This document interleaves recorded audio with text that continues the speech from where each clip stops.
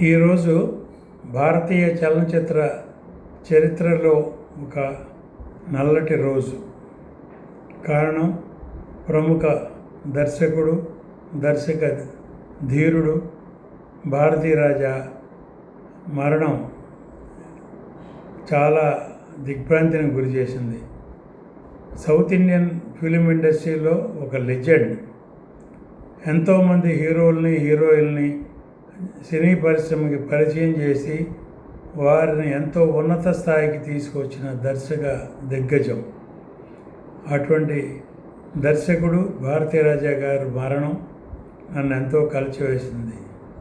వారితో నా ప్రయాణం, నేను సౌత్ ఇండియన్ ఫిలిం ఛాంబర్లో సెక్రటరీగా కానీ ప్రెసిడెంట్గా కానీ ఉన్న దాదాపు 15 సంవత్సరాల కాలంలో ఆయనతో ఎన్నో మీటింగుల్లో, ఎన్నో డిస్ప్యూట్ మీటింగుల్లో అటెండ్ అయ్యి సానుకూలంగా ఆయన చెప్పే సలహాలు పాటించి ఆయన మాట అంటే వేదంగా ఈయన ఇండస్ట్రీ అందరూ ఎన్నో సమస్యలను పరిష్కరించడానికి ఆయన ముందుకొచ్చిన దర్శక ధీరుడు, నిర్మాత, నటుడు.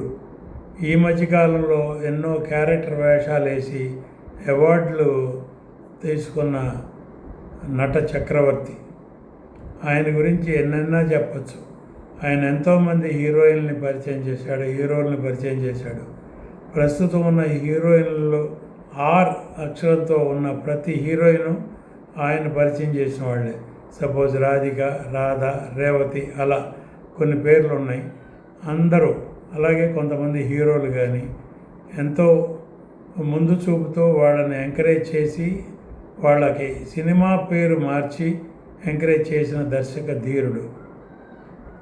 ఈ మధ్యకాలంలో అంటే దాదాపు 2 సంవత్సరాల కిందట వారి కుమారుడు మనోజ్ అకాల మరణం చెందటం కుటుంబంలో ఒక తీరని లోటు, ఆయనకి ఎంతో ఆవేదన గురి చేసిన విషయం.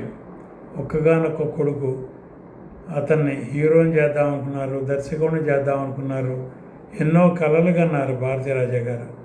అటువంటి మనోజ్ 2 సంవత్సరాల కిందట చనిపోవటం అనేది ఆయనని ఎంతో కృంగదీసింది. అప్పటి నుంచే ఈ 2 సంవత్సరాలు ఆయన ఎంతో మనోవేదనకి గురై గత 5-6 నెలలుగా ఆరోగ్యం సరిగా లేక ఇంటికే పరిమితమైన దర్శక ధీరుడు. 85 సంవత్సరాల అనుభవజ్ఞుడు.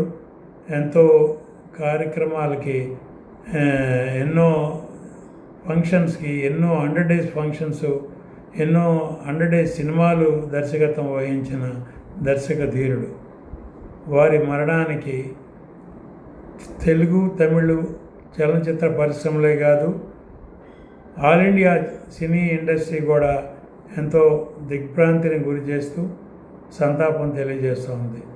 వారి ఆత్మకి శాంతి చేకూరాలని ఆ భగవంతుని కోరుకుంటూ, వారి కుటుంబ సభ్యులకి ధైర్యాన్ని ప్రసాదించాలని ఆ భగవంతుని మరొకసారి కోరుకుంటూ సెలవు.